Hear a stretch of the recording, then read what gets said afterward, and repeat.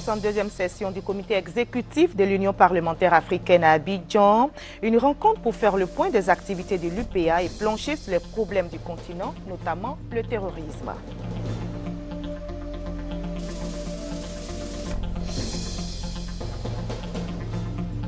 Le Conservatoire national des arts et métiers de Paris et l'Institut national polytechnique Houphouët-Boigny de Yamoussoukro viennent de signer une convention. Le partenariat vise à mettre en œuvre des actions de formation en adéquation avec l'emploi des jeunes.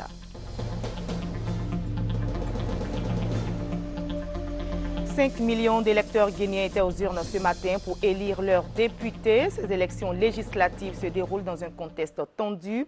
Les dernières élections législatives en Guinée remontent à 2002. Bonsoir à tous. Merci de regarder le journal du RTI1. Et pour la page culture de ce samedi, nous recevrons Germain Zamblébi. Avec lui, nous parlerons de son deuxième essai, Parler et écrire correctement en français, pièges et difficultés à éviter. Ce sera dans une trentaine de minutes.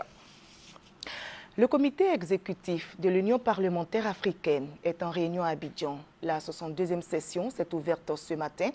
Elle réunit les représentants des parlements des 40 États membres de l'UPA. L'objectif de la rencontre, faire le point des activités de l'Union parlementaire africaine, aborder les problèmes du continent, notamment le terrorisme, et y apporter des réponses. On en sait plus avec Victorine Yaouyopouy. L'attaque terroriste à Nairobi au Kenya au centre de la 70e session du comité exécutif de l'Union parlementaire africaine, UPA. Les parlementaires des 40 États membres de l'UPA représentés à cette réunion d'Abidjan ont exprimé leur inquiétude face à la menace terroriste en Afrique. Une des stratégies de riposte envisagée, la solidarité. Une pensée émue à l'endroit du peuple frère du Kenya avec les récentes attaques terroristes qui s'y sont produites, que nous condamnons fermement. L'Afrique est certes en pleine croissance économique, mais elle est aussi confrontée à des menaces planétaires telles que la piraterie maritime, le trafic de drogue et la criminalité transfrontalière. C'est pourquoi cette 62e session du comité exécutif sera une étape importante dans la construction de l'Afrique parce qu'elle devra, en observant la conjoncture actuelle en Afrique et dans le monde, définir des axes de la réflexion sur le devenir de nos jeunes nations. D'autres sujets comme la représentativité de la femme dans les instances de décision, le développement durable seront débattus en vue de dégager les questions urgentes du moment sur le continent. De ces priorités sortira le projet d'ordre du jour de la 36e conférence de l'UPA prévue en novembre prochain au Gabon. Notre rôle en tant qu'Union parlementaire africaine est d'influencer, d'œuvrer à l'adoption de lois qui sont susceptibles de promouvoir un développement paisible dans nos pays. Je dois également indiquer que l'Union parlementaire africaine siège lors des assises de l'Union interparlementaire. Et nous apportons donc nos idées, nos contributions aux délibérations des instances internationales au niveau parlementaire. L'Union parlementaire africaine, autrefois appelée Union des parlements africains, a été créée en 1976 ici à Abidjan. La capitale politique ivoirienne abrite toujours le siège de cette organisation interparlementaire continentale. Le Conservatoire national des arts et métiers de Paris et l'Institut national polytechnique Houphouët-Boigny de Yamoussoukro viennent de signer une convention. Le partenariat vise à mettre en œuvre des actions de formation en adéquation avec l'emploi des jeunes. La convention a été signée en présence du ministre de l'Enseignement supérieur et de la Recherche scientifique. C'était en France. Paris, rue Saint-Martin. Un édifice, une architecture qui résiste bien au temps. Nous sommes au CNAM, Conservatoire national des arts et métiers de Paris, créé en 1794. 219 ans d'existence. Le Conservatoire, établissement d'enseignement supérieur et de recherche dédié à la formation continue des adultes, reçoit la visite d'une délégation ivoirienne. Elle est conduite par le ministre de l'Enseignement supérieur et de la Recherche scientifique. L'objet de la mission, signer une convention avec le Conservatoire national des arts et métiers de Paris. Il s'agit précisément d'une coopération entre le CNAM et l'INPHB, Institut national polytechnique Houphouët-Boigny de Yamoussoukro. La coopération vise à mettre en œuvre des actions de formation en adéquation avec l'emploi des jeunes. Le leitmotiv du CNAM, c'est étudier tout au long de la vie. Il s'agira dans un premier temps de mettre en place des types de formations qui permettent à ceux qui ont le DUT de faire des formations dans d'autres domaines et renforcer leurs capacités. Avec le CNAM, nous allons recenser auprès des entreprises les besoins et en fonction de ces besoins, mettre en place des formations adaptées pour permettre à ceux qui vont être les bénéficiaires de ces formations d'être beaucoup plus insérés plus facilement dans le milieu professionnel. Ce partenariat va nous permettre de renforcer, bien sûr, les capacités de l'INPHB, va permettre de renforcer l'employabilité des étudiants que l'INPHB forme, va nous permettre également de bénéficier de formations à distance dispensées par les enseignants du CNAM. Un partenariat scellé. Des actions sont en vue, notamment la formation des formateurs, la mise en place des filières de reconversion dans les secteurs à forte employabilité, la promotion de l'entrepreneuriat et de la recherche. À nos yeux, pour le CNAM, pour l'établissement, pour l'ensemble des collègues et du personnel du CNAM, un accord aussi important avec un pays extrêmement prestigieux d'Afrique est très très important. Pourquoi il est important? Parce que ça nous permet de tisser des liens sur les sujets de la formation tout au long de la vie, de la formation professionnelle. Et cette convention qui a été signée doit permettre la mise en place de formations au sein de l'Institut national polytechnique Houphouët-Boigny. Formation que nous espérons pouvoir mettre en place en lien avec les entreprises installées en Côte d'Ivoire, de manière à prendre en considération au plus près leurs besoins. Placé sous la tutelle du ministère français de l'enseignement supérieur, le Centre national des arts et métiers de Paris remplit 3 missions: la formation tout au long de la vie, la recherche, la diffusion de la culture scientifique et technique. Et l'adéquation formation-emploi, le sujet préoccupe également l'Association mondiale des services publics d'emploi et l'AGEP, l'Agence d'études et de promotion de l'emploi. Une conférence internationale vient justement de se tenir à Abidjan. Quelles solutions concrètes face au chômage des jeunes diplômés? Les experts des questions d'emploi venus d'Europe et d'Afrique ont fait des propositions. On en parle avec Serge Ngomé et Patricia Omouetia. 2 jours de réflexion pour trouver des solutions au chômage des jeunes diplômés. Les délégations des 22 pays d'Afrique sont unanimes. Il faut adapter les capacités des formateurs des écoles professionnelles aux réalités du marché. Il faut également renforcer les capacités opérationnelles des structures d'État en charge des questions d'emploi. Il faut impliquer davantage les entreprises dans la recherche permanente de solutions à l'emploi des jeunes et informer les parents sur les secteurs pourvoyeurs d'emploi. La filière de l'hôtellerie par exemple ou du tourisme, on a rarement des parents qui poussent leurs enfants dans ces secteurs-là parce que c'est identifié comme des secteurs pas valorisants. Alors que c'est des secteurs porteurs, c'est des secteurs où il y a des niches d'emploi et il faudrait, au lieu de choisir des secteurs saturés, choisir ces secteurs porteurs pour que l'adéquation formation-emploi puisse être réussie. Pour le directeur général de l'Agence d'études et de promotion de l'emploi, la rencontre d'Abidjan a été enrichissante. Selon Ndri Philippe, elle aura permis aux pays participants d'échanger leur expérience en matière d'employabilité des jeunes diplômés. Le directeur de cabinet du ministre en charge de l'emploi, Agué Amafon Germain, a au nom du ministre Moussa Dosso salué la grande participation des délégations pays d'Europe et d'Afrique. Une participation qui marque l'intérêt de tous à résoudre l'épineuse question de l'adéquation formation-emploi. Une délégation de la communauté portuaire d'Abidjan effectue en ce moment une mission commerciale au Mali et au Burkina Faso. La délégation veut convaincre les opérateurs de l'Interland à privilégier le corridor ivoirien. Les marchandises du Mali, du Burkina Faso et du Niger doivent transiter par Abidjan, capitale économique ivoirienne. Le reportage de notre envoyé spécial, Alida Rassouba. 2 ans après sa première mission commerciale d'après-crise dans les pays de l'Interland, la communauté portuaire d'Abidjan, avec à sa tête le directeur général du port autonome d'Abidjan, met la bouchée double pour consolider et conquérir les partenariats commerciaux auprès des opérateurs maliens. C'est une délégation forte qui a effectué le déplacement de Bamako, capitale d'un Mali en renaissance. Aux premières loges, la direction générale du port autonome d'Abidjan, la douane ivoirienne, le directeur de cabinet du ministre des Transports, l'Office ivoirien des chargeurs, la Chambre de commerce et d'industrie, le ministère des infrastructures économiques et les opérateurs privés exerçant dans le port autonome d'Abidjan, équipe soutenue par l'ambassadeur de la Côte d'Ivoire au Mali, Samuel Ouattara.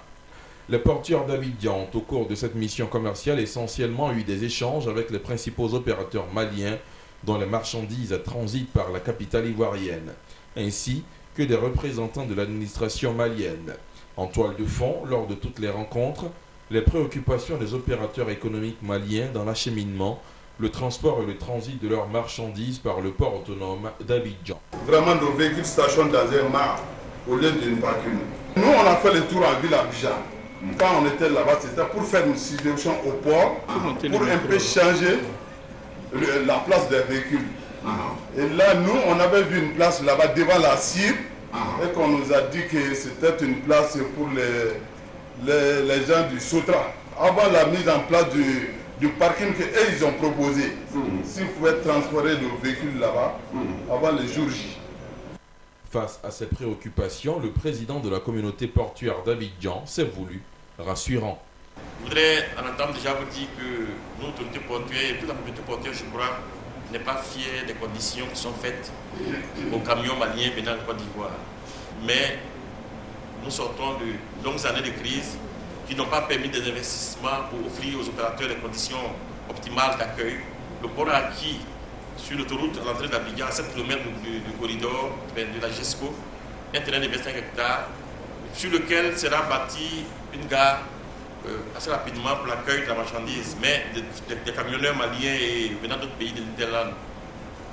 Le port a acquis le terrain, mais la mise en valeur du terrain sera une action commune. Nous viendrons à tant d'opportun vers tous les opérateurs qui veulent s'associer au projet pour que ce soit une opération commune. Outre sa fibre économique et commerciale, le port autonome d'Abidjan a réaffirmé en terres maliennes sa citoyenneté. Elle a offert 1400 litres d'huile et 30 tonnes de riz, le tout d'une valeur de 15 millions de francs CFA aux populations sinistrées des récentes inondations survenues à Bamako. 2 autres millions de francs CFA ont été offerts à la pouponnière de Bamako sous les yeux des ministres maliens de la solidarité et celui des affaires sociales et de l'action humanitaire. Après Bamako, la délégation ivoirienne dépose ses valises à Ouagadougou, toujours avec les mêmes objectifs, toujours avec le même dynamisme. Opération réussie pour la direction régionale des eaux et forêts d'Abidjan. Elle vient de faire une importante saisie de bois sciés clandestinement. Le préjudice financier est estimé à plus de 500 millions de francs CFA. Le témoignage de Victorine Yaouyopoué. Plusieurs tonnes de bois sciés saisies par les agents des eaux et forêts de la direction régionale d'Abidjan grâce à une information anonyme. La première prise a eu lieu dans la commune d'Abobo, dans l'entrepôt d'une société de transformation de bois. Cette entreprise, enregistrée dans les fichiers de l'administration forestière comme fabricante de palettes pour sociétés de transit, s'est en fait spécialisée dans le sciage de bois clandestin.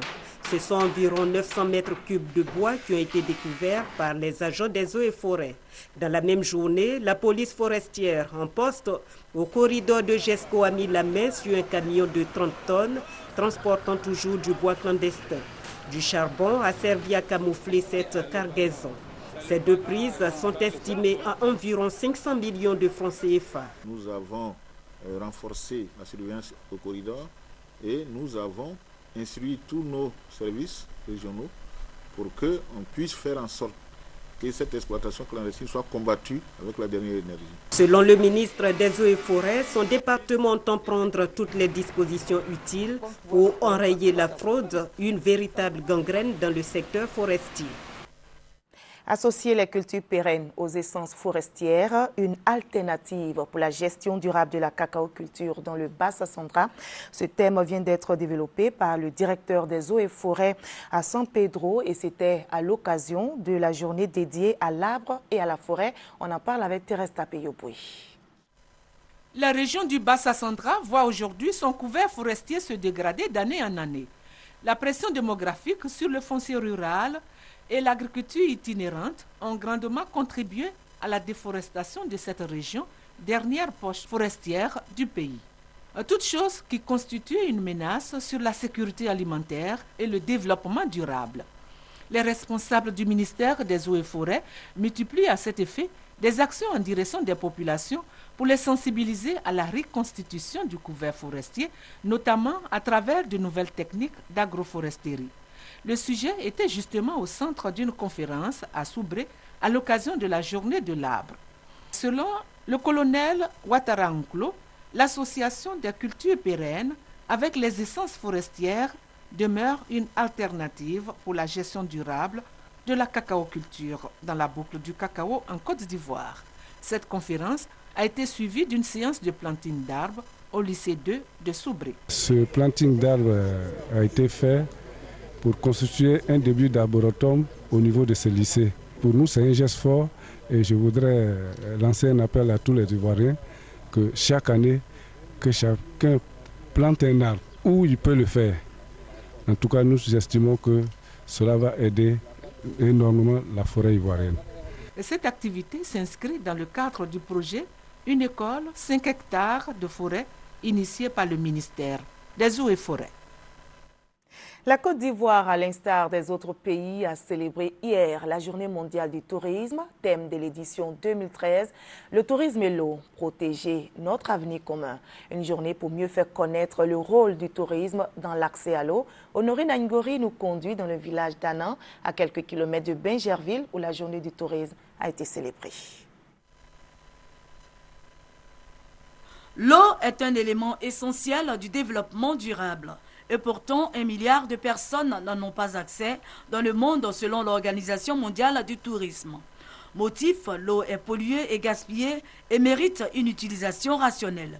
Pour y arriver, la contribution du ministère du Tourisme est plus que nécessaire dans les efforts de conservation de l'eau dans le monde et singulièrement en Côte d'Ivoire. D'où le choix du thème « Le tourisme et l'eau, protéger notre avenir commun » à cette 34e journée mondiale du tourisme.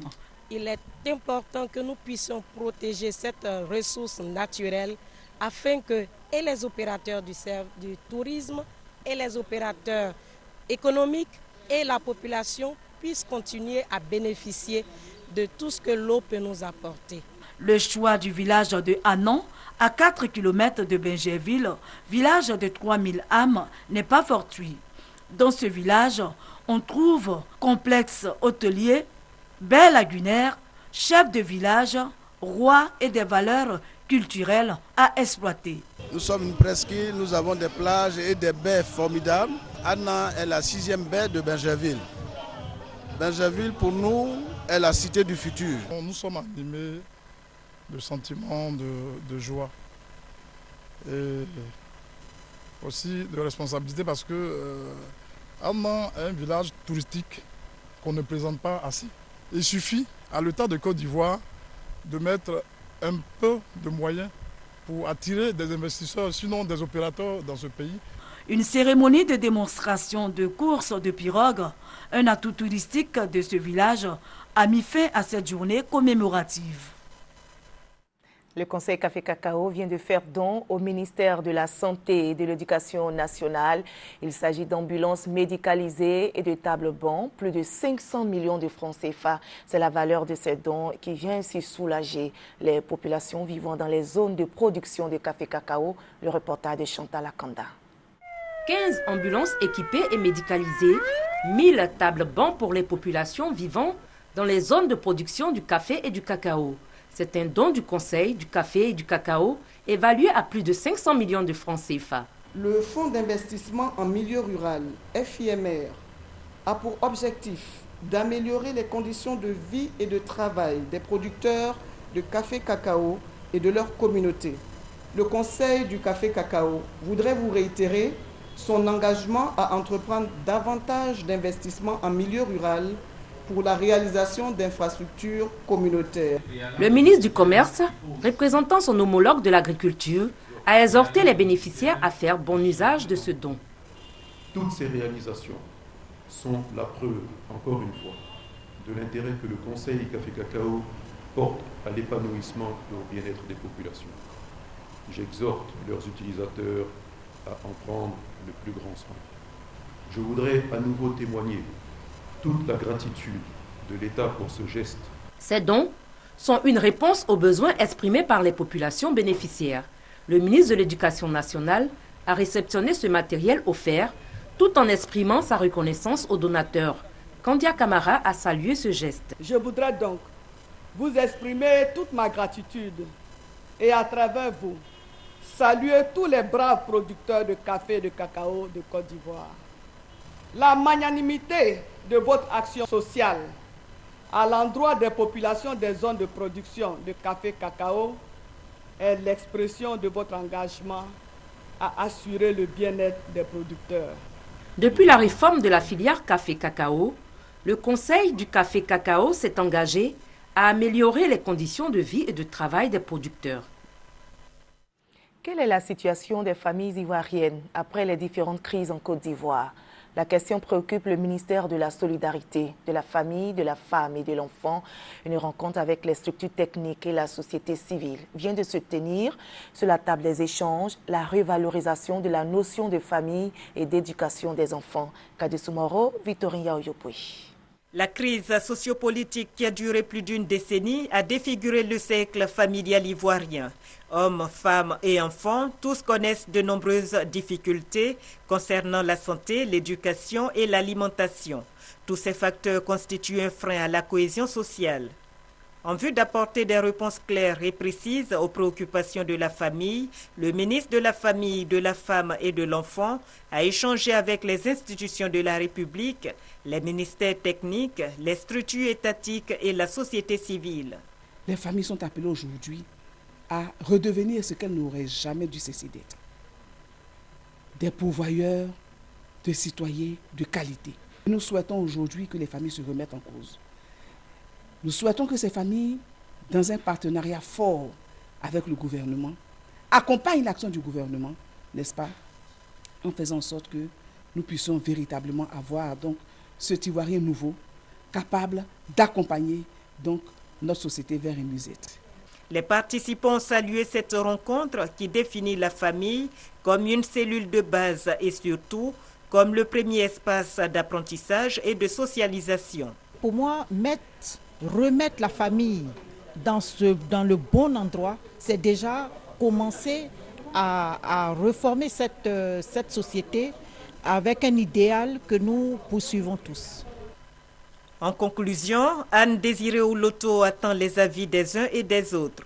Le prochain rendez-vous verra la mise en place de la Commission nationale de la famille par le Premier ministre Daniel Kablan-Duncan. L'opération Nettoyons chaque jour devant nos maisons, lancée le mois dernier dans la commune de Makori par la première dame de Côte d'Ivoire, se poursuit. Mais pour s'assurer du bon déroulement de l'opération, le ministre de l'Environnement, de la Salubrité urbaine et du Développement durable vient d'effectuer une visite de terrain. Francis Boisfort. La propriété est source de santé et de bien-être. Message du ministre de l'Environnement, de la Salubrité urbaine et du Développement durable aux habitants de la cité-ci dans la commune de Koumassi et à ceux du quartier Apollo dans la commune de Trècheville. Rémi Alakwadjo effectuait une visite de terrain dans le cadre de l'opération Nettoyons chaque jour devant nos maisons. Cette opération a été lancée il y a environ 2 mois par la première dame, Mme Dominique Ouattara. Au quartier d'Ivo, dans la commune de Koumassi, l'appel de la première dame invitant les populations à assainir leur cadre de vie a été entendu, à en croire cette femme. Nous balayons en groupe et c'est par association aussi. Et vraiment, on fait ça tous les jours. Le ministre Rémi Alakwadjo a pu constater l'effort consenti par les maires de Koumassi et Trècheville pour emmener leurs administrés à s'approprier l'opération de salubrité. C'est un début.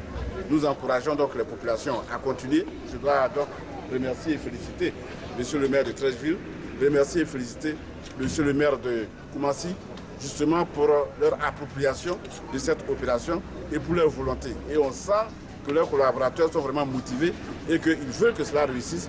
Des efforts certes, mais beaucoup reste à faire pour avoir un cadre de vie propre dans certains quartiers de Koumassi et Trècheville.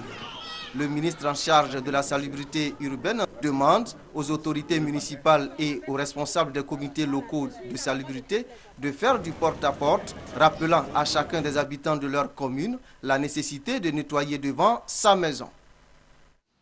C'est une première pour les ressortissants du district du Denguélé dans le nord de la Côte d'Ivoire. La mutuelle pour le développement économique et social du district vient d'organiser les états généraux de la jeunesse du Denguélé, une rencontre pour parler d'insertion professionnelle. On en parle avec Francis Boifo. 2 jours pour aider les autorités à repenser la politique de développement du district du Denguélé. C'est l'enjeu des états généraux de la jeunesse du Denguélé, organisés par la mutuelle pour le développement économique et social du dit district. Nous allons réfléchir aux problèmes qui minent notre région.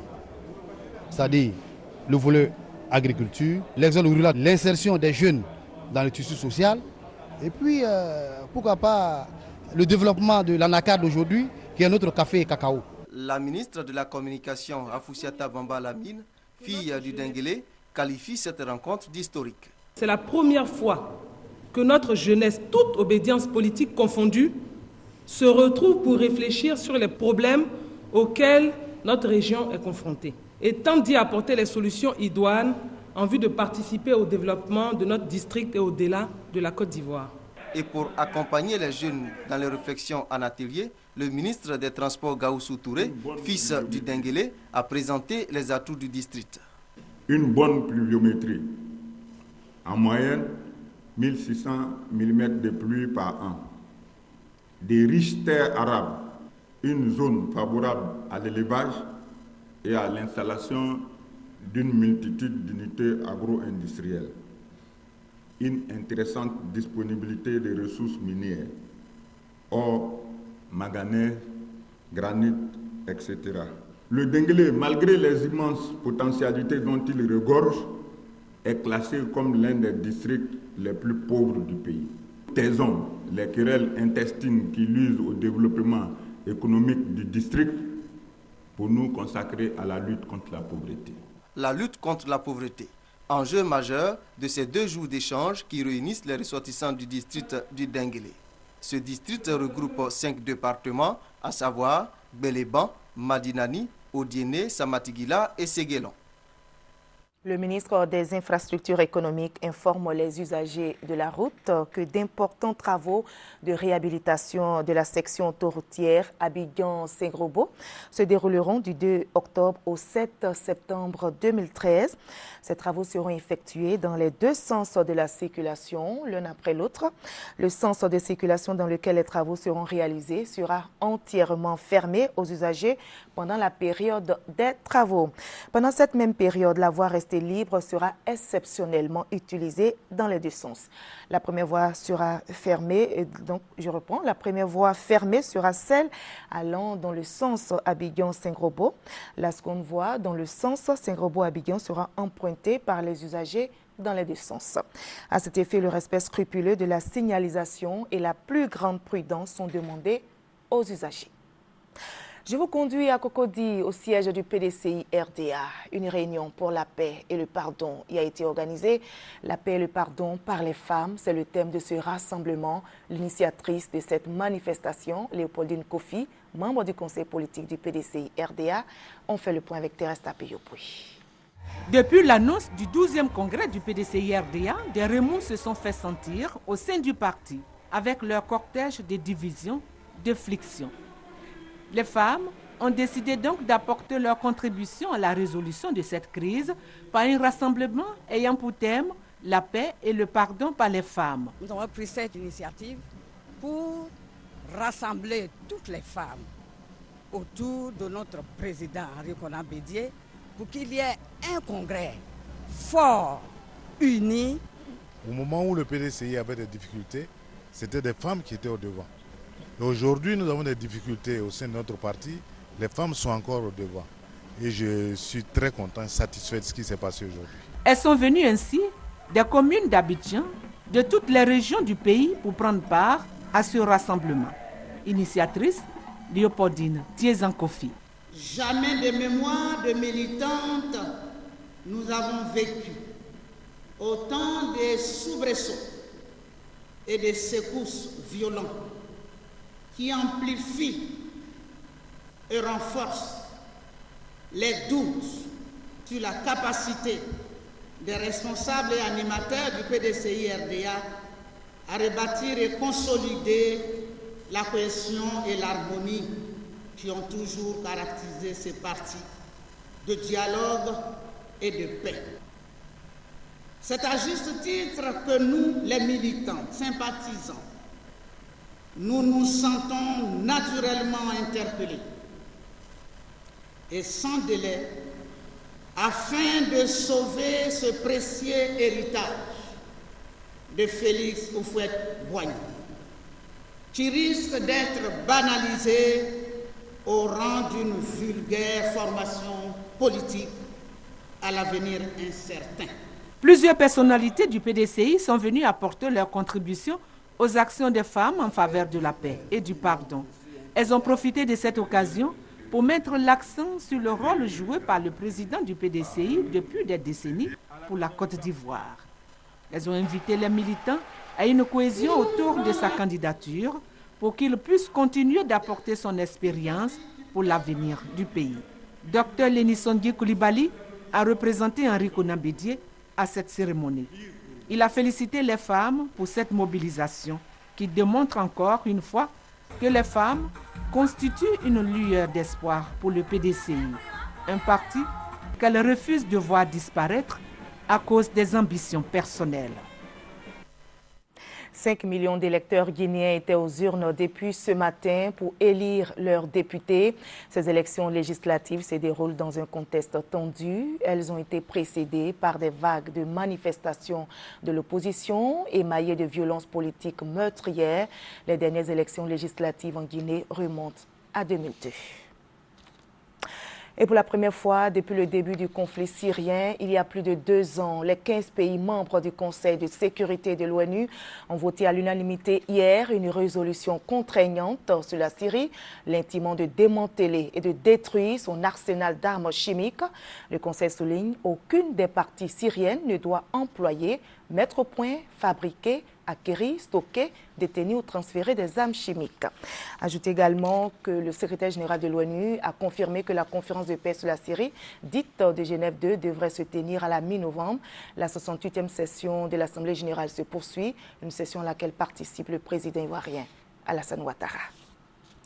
Et en sport, le COE Sport de San Pedro a remporté cet après-midi la 34e édition de la Supercoupe Félix Houphouët-Boigny. C'était face à la SEC Mimosa au stade municipal de Yamoussoukro. Score 1-0. Nous recevons maintenant pour la page culture de ce samedi Germain Zamblébi, auteur ivoirien. Il vient de publier son 2e essai intitulé « Parler et écrire correctement en français, piège et difficultés à éviter ». Bonsoir, Monsieur Zamblé. Bonsoir, madame. Alors, un livre pour apprendre à parler et écrire correctement en français. Qu'est-ce qui vous a motivé? Je voudrais d'entrée de jeu vous remercier pour l'opportunité que vous me donnez de m'adresser à tous nos concitoyens et à tous ceux qui utilisent la langue française comme vecteur de communication. Il faut dire simplement que depuis quelques années, j'ai observé les médias, j'ai écouté les prêches, les conversations, et je me suis rendu compte qu'il y avait beaucoup d'imperfections. Et en tant qu'enseignant, il est de notre devoir de veiller à la bonne utilisation des mots. Est-ce que le français est une langue difficile? Oh, c'est une question piège, hein. Disons que toutes les langues sont difficiles. Parce que vous parlez des difficultés pièges à éviter. Toutes les langues sont difficiles. Au-delà du français, je m'adresse à tous, je parle de toutes les langues en général, que ce soit l'anglais, l'espagnol. Quand vous apprenez une langue, n'est-ce pas, il faut l'utiliser à bon escient. Quelqu'un disait que quand vous parlez bien une langue, c'est que vous vous respectez vous-même. Donc il faut bien utiliser les mots quand on veut parler une langue donnée. On ne peut pas dire que le français est difficile, on peut pas aussi dire qu'il est facile. D'accord. Voilà. Alors donc vous avez fait sortir cet essai, vous parlez de pièges et difficultés à éviter pour une utilisation correcte de certains mots ou expressions. Nous allons voir ces mots et expressions. Oui, mais d'abord, comment éviter ces pièges et difficultés?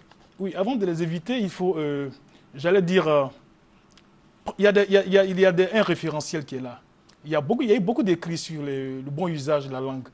Et depuis l'école déjà, il y a l'orthographe, la grammaire. Il faut revisiter tout ça pour bien parler la langue. Parce qu'une langue, n'est-ce pas, est régie par des règles, des règles grammaticales qu'il faut apprendre, qu'il faut connaître. Et je crois que si on s'approprie, n'est-ce pas, ces règles-là, on ne peut que bien parler la langue. Et tout à l'heure, quand je venais ici, et quand j'arrivais, j'ai entendu quelqu'un dire à son interlocuteur « bonne guérison ». Alors, ça a choqué un peu mon intelligence. Qu'est-ce qu'on devrait dire? Prompt rétablissement. Parce qu'une guérison, elle est forcément bonne.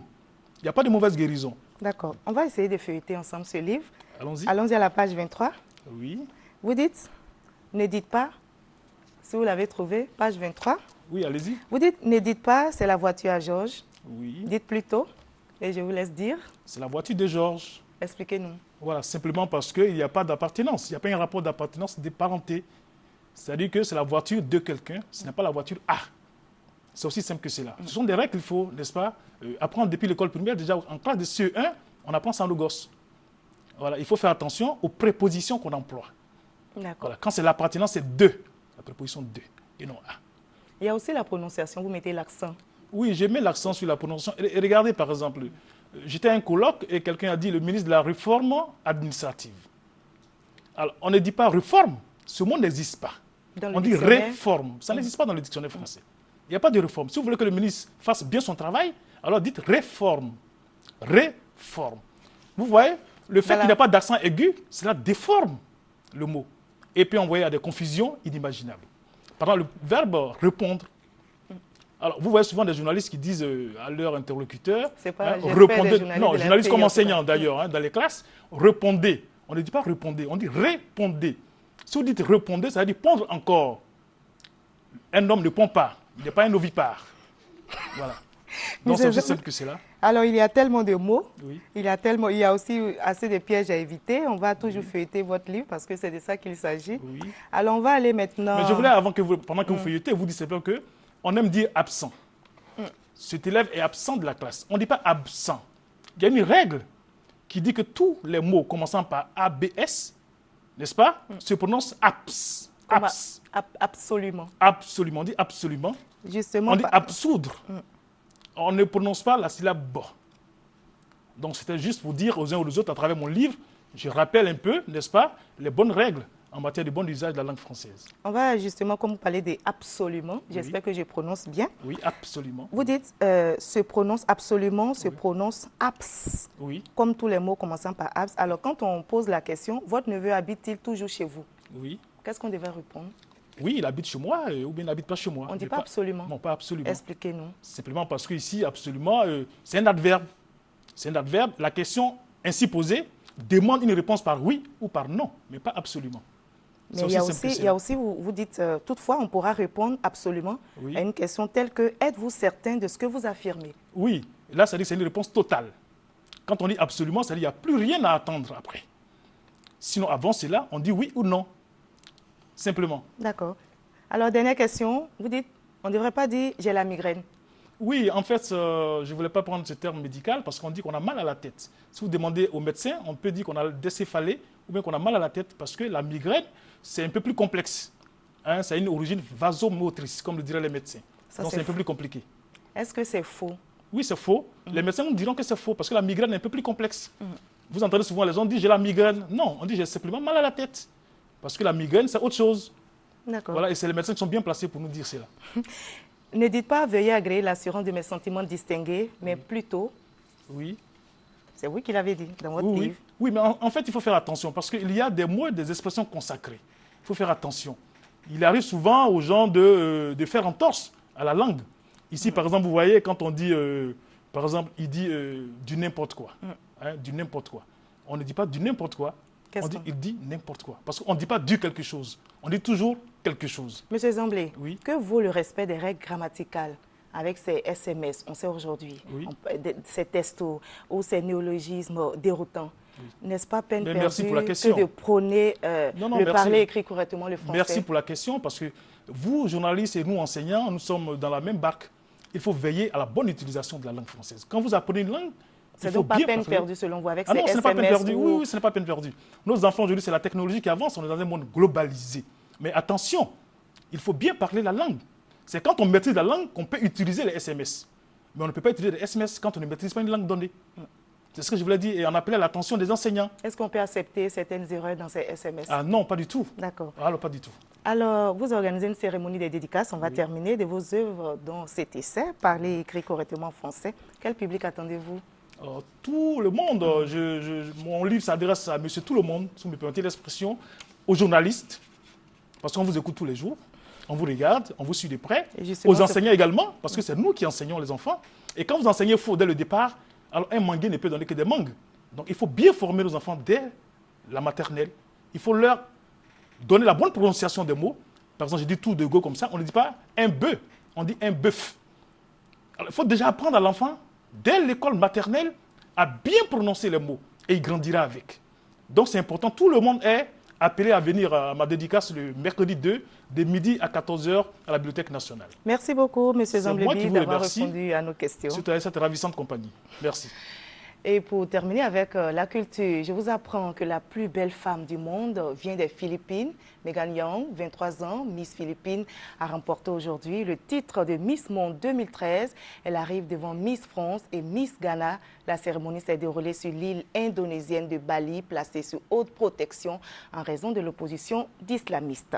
Et on termine par ce communiqué. Le ministre des Infrastructures économiques informe les usagers de la route que d'importants travaux de réhabilitation de la section autoroutière Abidjan-Saint-Grobo se dérouleront du 2 octobre au 7 décembre 2013. Voilà, c'est la fin de cette édition. Merci à vous tous de votre attention.